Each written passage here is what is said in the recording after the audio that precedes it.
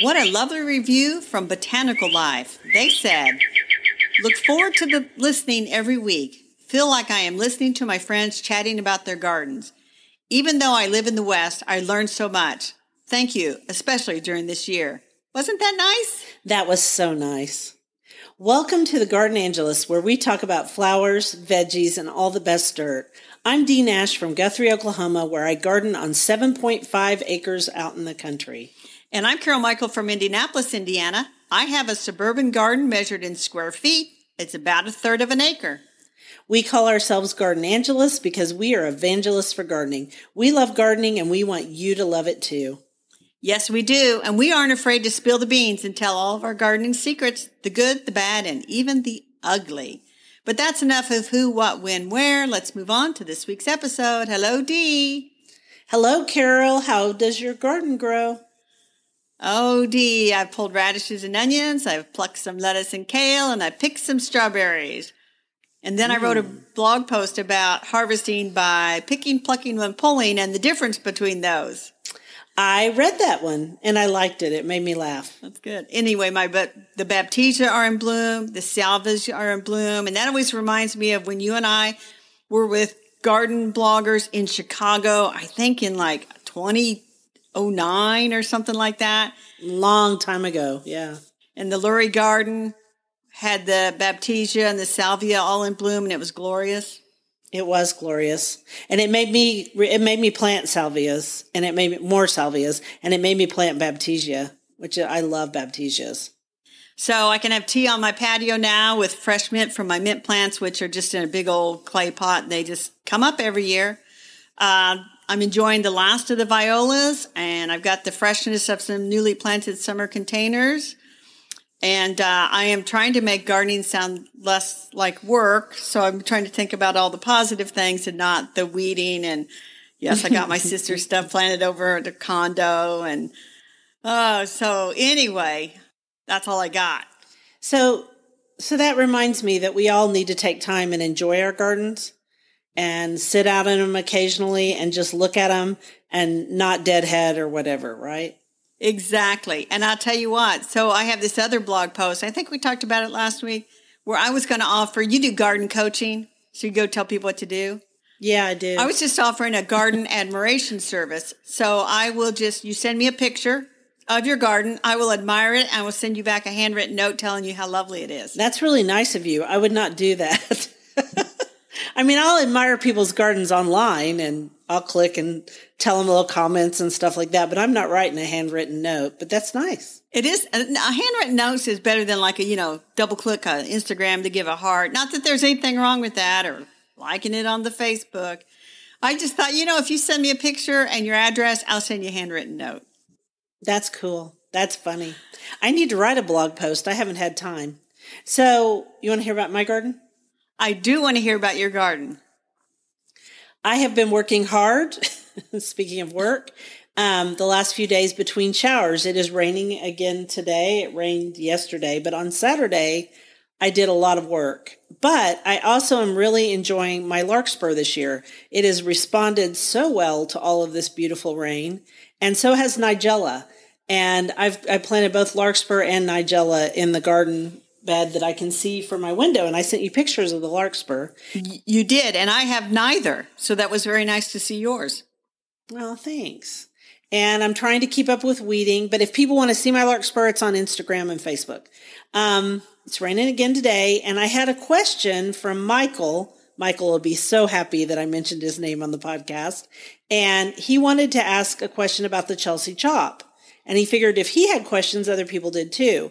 And so I thought, yeah, I'll talk about it quickly on the podcast. So how much do you chop back? Well, wait a minute. Back up. Yes.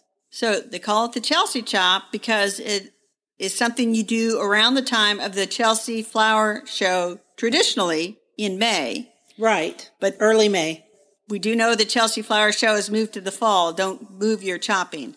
No, don't move your chopping. You still need to do your chopping now. So how much do you chop back? But wait a minute. One more thing. Over here in Indiana, I like to call it the Indy 500 chop because you do it around the time of the Indianapolis 500 race, which I think you've heard of. Now you can go on and tell us what to chop back. So, Carol, how much do you chop back when you chop? I chop by half my asters, my goldenrod, and my mums. And that's it. Okay. And so you answered which flowers you chop. So here's the thing. Also, Debbie, my friend Debbie, who's a client, asked me the same thing. She sent me a picture of her mums and she said, these seem too small to be chopping back, and her asters. And I said, yes, those are new plants. You don't have to chop those back. We're talking about existing plants in your garden. And when we talk about mums, we're talking about those mums that spread. I mean, in Oklahoma, all mums are hardy garden mums, but there are certain mums like, and now I'm not going to be able to think of them. Country Girl is one. Clara Curtis is another.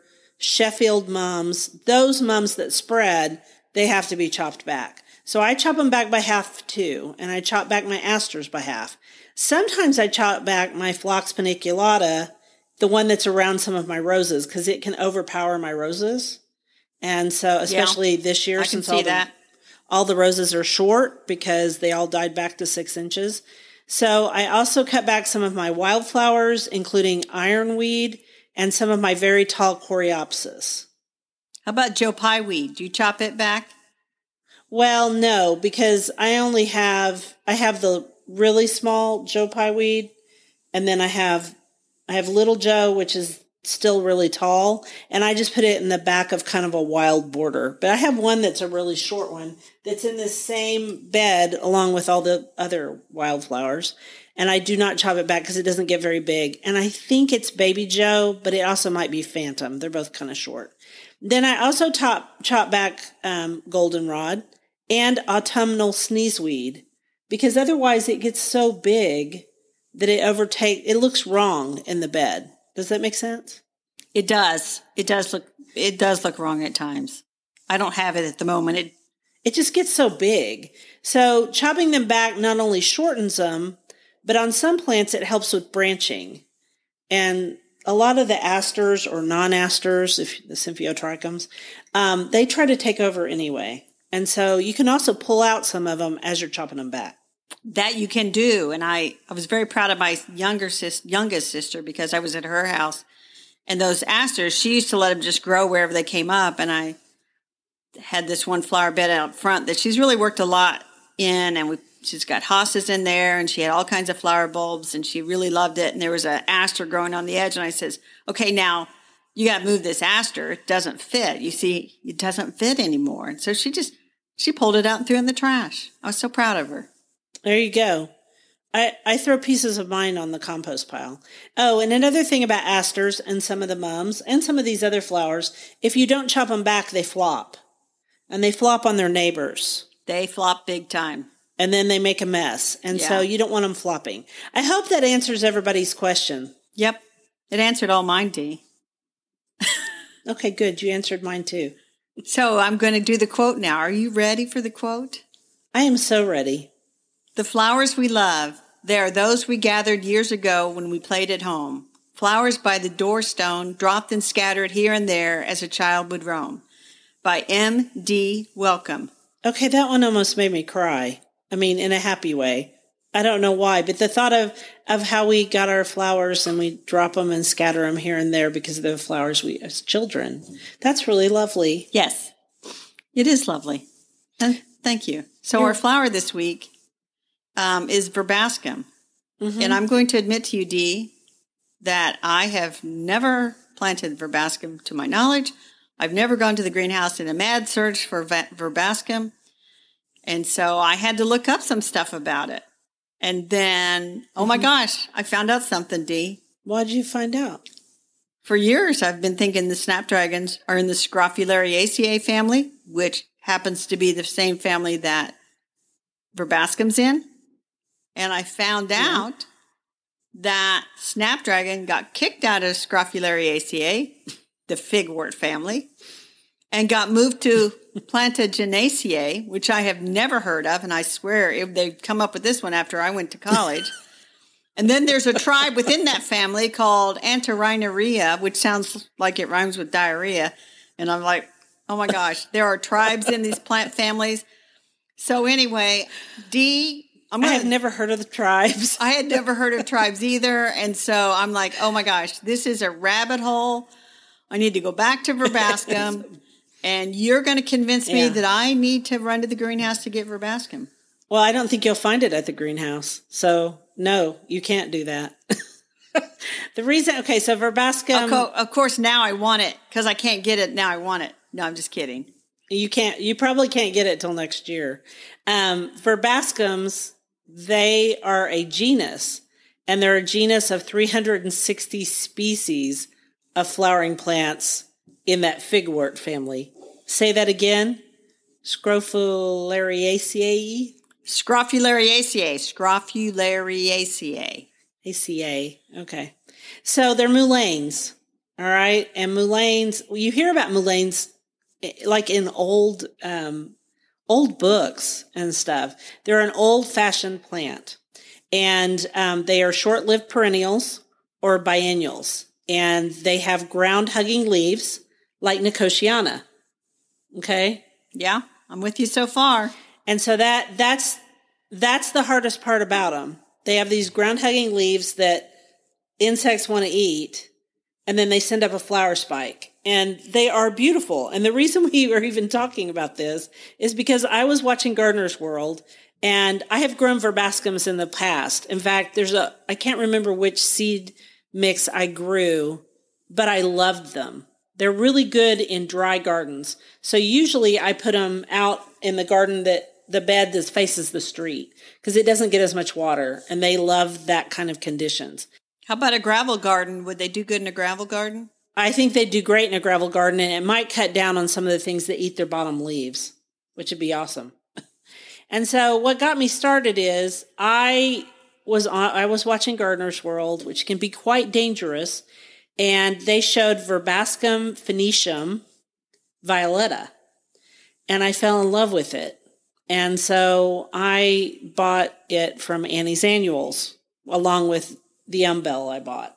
And the thing is, I am excited about it. It's sending up a flower spike right now, but I would not normally do that. I would not normally go to Annie's Annuals to buy a Verbascum. Instead, I would just grow the seed. You start the seed indoors.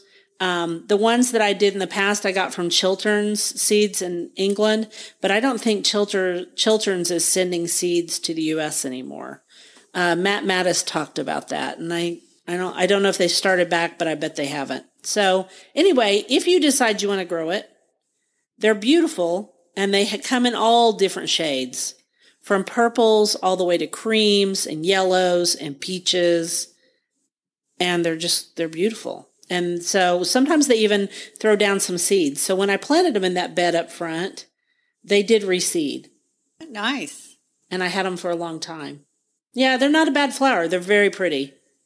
I'm going to link to Burpee. They have Verbascum Southern Charm Hybrid, which is really pretty coral and a little bit of yellow. It's a beautiful flower. And they have one called Snowy Spires, which is white with a purpley rose center. And it looks like they have seeds and plants, but sometimes when you click on them, they're like, we're out. Yeah, they're out of plants. So they're out of plants, I bet. Southern Charm is one of the ones I grew. And it is beautiful, and it looked really good with those pinks and peaches. It looked really, really good with my grasses in that bed. So they're very pretty, very, very pretty. They are very pretty. And I think, yeah, because earlier before we got going, they're out of all the plants. Whoops. Yeah, you can't have any plants this year, I don't think. I will link to it anyway, just in case somebody wants to tag it for next year. Yeah, or somebody goes, we've got some people who go and listen through our podcasts one after the other, because someone wrote me this week. Thank you for listening to us. We really appreciate it. Yes. So I'm not sure that I'm convinced that I need Verbascum because it needs hot, dry conditions, and I'm trying to think where I would have hot, dry conditions. You know, I live in paradise, so full sun. I've been to Indianapolis in the summer. It's pretty hot. I don't know about dry. That summer it was, but that was an unusual summer. I got to go back here. But think about it. They grow them a lot in England, Carol. Yeah. So I think you could grow them. Yeah, I'll figure out, I'm going to add it to my Trello board. Trello. Okay. As a possibility for next year. Okay. Do you want to go on to the next quote? I do. Spring cannot be canceled. David Hockney. I like this quote. It's very short and true. It is. And the thing is, I was thinking, it cannot be canceled, but sometimes summer can sure rush it out the door. Sometimes, or in this case, it's not letting summer in. We are still in spring in Oklahoma. And for this whole week, we're supposed to have rain and stuff. I will say the garden has really responded. But yeah, there's nothing like rain. But I'll tell you, we're in the high 80s. Today's Monday, Tuesday, I think even Wednesday. And then on Friday, the high is 68. What's up with that? I don't know. It's 66 here. And that's not normal for this time of year in Oklahoma. So it's 66 right now. It's cloudy. And it feels a little bit like... It's 85 here. I know. It makes no sense. So we're talking in the veggie department about basils. And you put next to it again. Again. I know we talk a lot. We had talked last year about basils. But here's the thing. You have a new basil you're trying. I do. Which is a similar one to one we really love. Yes. So shout out to Ball Seed. They sent me a sample plant of Everleaf Thai Towers basil, which is a Thai basil that is very slow to flower and grows very tall, like Everleaf Emerald Towers that we both grew last year. Very tall, very slow to flower. And I'm growing this year. Yeah. And mildew resistant. Right. And in Oklahoma, the big issue isn't the mildew normally, although it might be right now. But normally it's not mildew. In our case, basils sometimes just go to flower so fast. And you really don't want them to go to flower before you eat them because it changes the taste. But here's the thing. I am not that much an aficionado that I can tell a huge difference in the taste after they flowered. And they make my bees really happy. Then I would go ahead and grow them and let them flower if they make your bees happy. I do grow, in addition to Everleaf Emerald Towers, which I adore because they look like little tiny shrubs in my garden, and they're so cute, and they don't flower all summer, which is awesome. I also grew this year Mrs. Burns lemon basil, and I'm also growing red Reuben basil because I like both of those. And I'm growing African basil, African blue basil, which African blue basil you have to buy as a plant because all it does is produce flower spike after flower spike after flower spike all year long. And I tried to take cuttings last year, but they didn't take. So I actually ordered some plants off of Etsy. There are some really good small nurseries on Etsy, and that's where I got mine this year. I think they're sold out now, but African blue basil made my bees, all of the bees in my garden, very happy, including little bitty bumblebees. That's good. So my printer next to me just went off, Dee, so we'll have to just talk through it. I'm growing that little dwarf miniature basil. What's it called? I should have looked it up. Mignonette. Is it mignonette? I don't know if that's what it's called. I think it's just called dwarf or miniature. And my intention is to just make a little topiary out of it, just snip on it just for fun. Because there's not enough snipping to do in a garden. You just have to have a little plant to snip on. Yeah. Yeah, you have nothing else to do but snip into a little tiny topiary. But I did see that done in California, and it was super cute. And I don't even like topiary. So that's pretty much what we have to say about basils. They're super easy to grow. They're easy to grow from seed, except for African blue basil because you can't get the seeds. I don't even think it produces seeds. I got one other thing to say about it.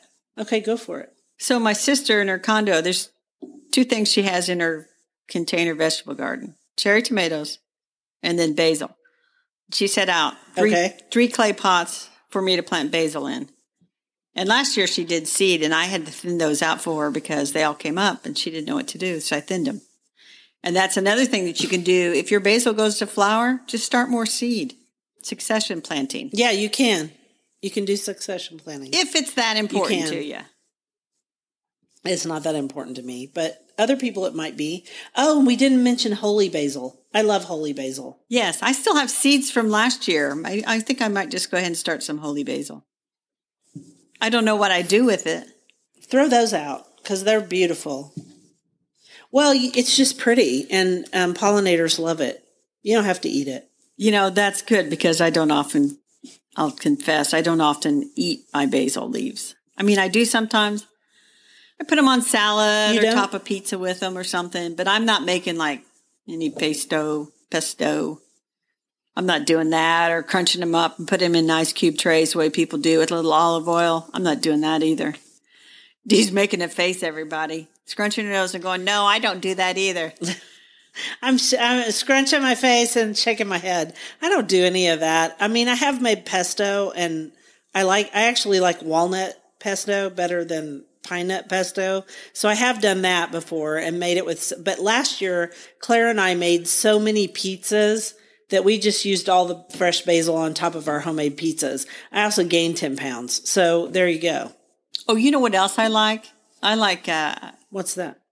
I like pesto just mixed in with spaghetti. Yeah, it's very good. Very, very good. So now we have lots of things you all can do with your basil. Are we ready to move on? We are basil done. Okay. You do the next quote. Okay. Smells and other odors are sweeter in the air at some distance than near the nose. For we see that in sounds likewise, there are sweetest when we cannot hear every part by itself. Francis Bacon. That was kind of awkward. That was kind of a tortured quote. That one was... Yeah, with Francis Bacon. Yeah. Francis Bacon wrote that probably wasn't he in the 1500s? Yes, I think he was. and you can tell. The whole point is sometimes scent can be overpowering. So to get a whiff of it in a distance is lovely. So I got that quote from the book on our bookshelf, which is Herbal Houseplants Grow Beautiful Herbs Indoors for Flavor, Fragrance, and Fun by Susan Betts. Yes, and it's a cute little book. It is a very cute little book, and I have enjoyed looking through it. It has great pictures. And Susan talks about how you can bring herbs indoors as houseplants, which is a lovely idea because then you have important things like scent and maybe a little bit for cooking. I mean, you're not going to get like a big harvest in a bushel basket or anything like that, but you'll get some little bits to snip off and enjoy in your cooking. And she's got this other quote in here. The herb becomes the teacher. Men stray after false goals when the herb he treads knows much, much more. And that was by Henry Vaughan, a 17th century philosopher, physician, poet. And so she has tips on how to grow the herbs. She has lovely pictures, as I mentioned. And then she's got a whole list of things that you could grow inside. And then after you go through this list, and it's things like you can grow catnip inside, which if you have a cat, make sure you're okay with the cat getting into that pot and knocking it over. Because that's what's going to happen. Exactly. Guess what else is in here? Scented geraniums. Yes. You saw it. Chapter 4 is scented leaf geraniums, which are pelargoniums. And I'm telling you, Dee is all about them. I have a whole theater full of scented geraniums. They are among my favorite plants. And she has some things you can make, like fragrant floral water. She has tons of stuff you can make with them. Yeah, she does. Crystallized pelargonium flowers. I'm probably not going to do that, but I love the thought of it. She has a scented geranium salad dressing. I did not know you could use scented geranium leaves in salad dressings. Yeah, that makes sense because it would be really good. You could do it. Yeah, you could so do it. Oh, wow. And this one has lemon-scented geranium leaves, an apple-scented geranium leaf, and a rose-scented geranium leaf, and a mint-scented geranium leaf. And then you blend it all, and then you put them, you just blend them all together, put the olive oil in, and you can use it for 7 to 10 days. I think that would be good. And then she also has temporary house guest and herbal topiaries. Oh, like your basil. Because I think it is important to note that not all these plants are just going to last for years and years and years. They're going to sort of be there for a while, and then they're probably going to die off. Yeah, they are. Unless you can take them outside. Yeah, it's hard. But she's got some really pretty topiaries. Because most of our herbs come from the Mediterranean, and so they like hot sun, gravel. They have gray leaves, so they're very water saving, and they like a lot of light. And so it would be hard to keep them in all the time. But you know what? You can do some really fun stuff with them. You can. And she's got a really nice list of resources and suppliers. And then she's got a bunch of books recommendations. Some of them are older books. Some of them are newer books. She has our friend Tova Martin's book, The Unexpected Houseplant. Love that there. book. And then Adelma Grenier Simmons, Herbs to Grow Indoors from 1969. I think I might actually have that book. You probably do. And then Charles Skinner, Myth, 1911, a book from 1911. She has organizations too, places you can join. It is a very fun book. So Susan is a friend of ours, and we are grateful to have these books to review. She lives up in Michigan, and she has several other books on herbs, but this one just came out. This would be a sweet housewarming gift to somebody that had moved to an apartment or a small house with a small garden, or a big house with a small garden. Or somebody who lives in a very cold climate that needs, to bring them in. And you know what? This and a little plant and a cute little, we'll get to our dirt in a minute. I was going to say, you know what herbs grow well in? Yes, but hang on. Let's just say again. Herbal Houseplants, Grow Beautiful Herbs Indoor by Susan Betts. And it is from our friends at Cool Springs Press. So that is one. I really like it. I'm going to keep it. I'm not giving that away. Keeping it. No, I'm keeping that one too.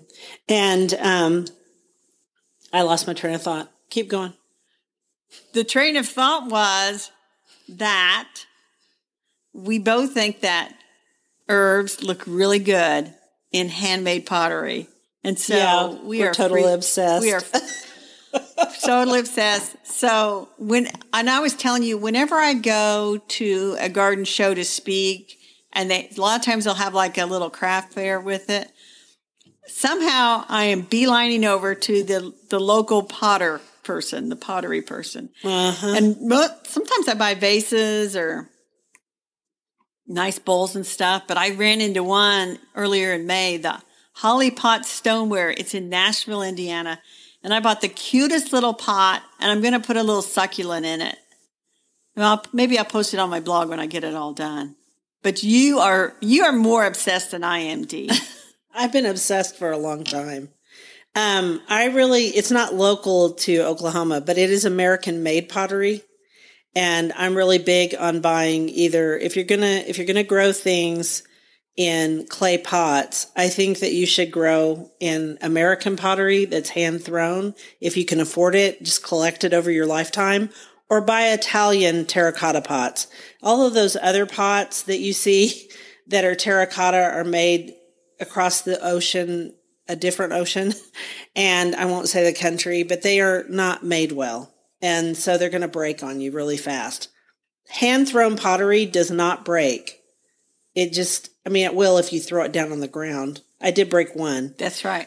But you can't break it from just regular use. And I love Ben Wolf and Guy Wolf pottery. And Ben is the son of Guy Wolf, and their last name is spelled Wolff.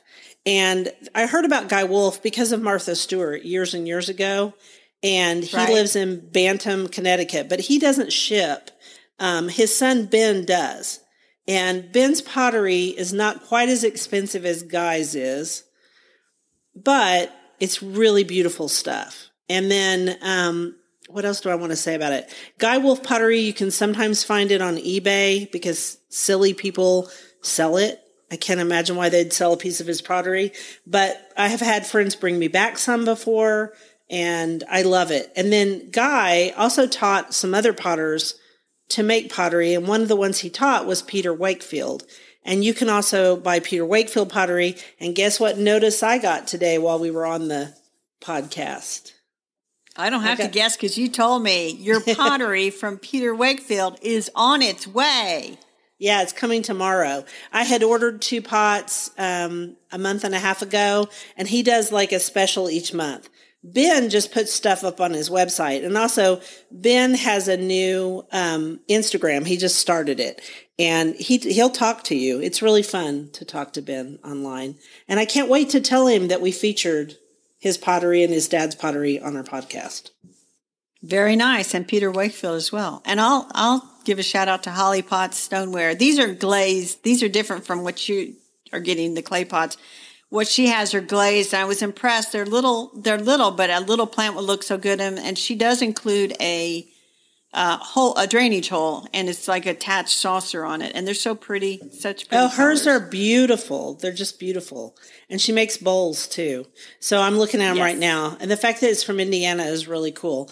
I also like Talavera pottery too, but that's another day. All right, let's go on to our garden commissions because once again, we're chatting away, losing track of time.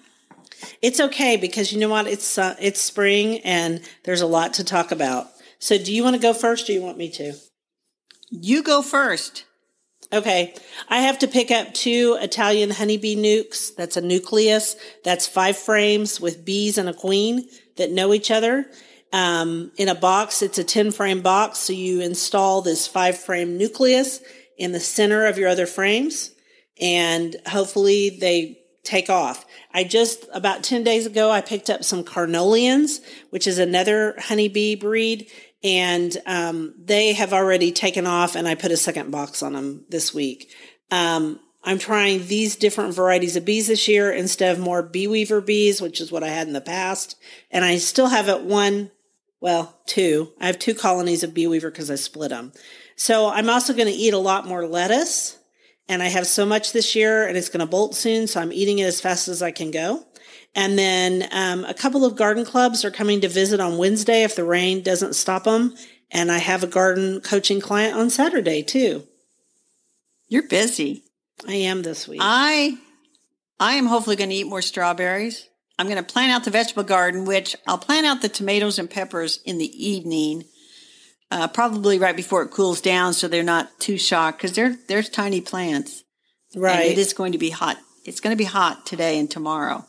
So I'll give them a chance to settle overnight. Kind of like when you have a guest arrive in the evening, you don't just rush them out, wild. Exactly. In the hot sun. Here you go. It's always better to transplant if it's cloudy. I was going to tell you that I was also going to look for my favorite gardening knife, which I got lost in the garden the other day, but I went out there today and it was right there. I found it. And so this is after I wrote a blog post about things I've lost in the garden. I've lost a lot. Everything from my knife to gloves to my mind. I was going to say my sanity. That's what I've lost. And so the garden fairies will probably have to post about that knife because the way it was so obvious just there in the open leads me to believe that there's no way that it was there when I looked. They put it there. They were probably using it for a slide or something. You know how those garden fairies are. Who knows? Who knows? Anyway, that's my week. Going to get the vegetable garden all settled in this week and just keep on keeping on. Keep on gardening. Yeah. All right. Well, we want to thank everyone for listening to The Garden Angelus. If you like our podcast, please tell your friends about us. Also hit the subscribe button so you don't miss anything. And if you listen to Apple Podcasts, we'd love a 5-star review like the one at the top of this podcast. That helps us to get noticed by others. Could you also share our podcast with your gardening friends? Word of mouth is the best way to get the word out. Yes, and be sure and check out our show notes for links for more information about today's topics, plus links to our own websites. And if you want to help support us, use those affiliate links, especially for books. If you buy something after clicking through on them, we earn a small commission, and it costs you nothing. It was lovely to chat with all of you over the garden gate today. Bye until next week. Bye, everybody.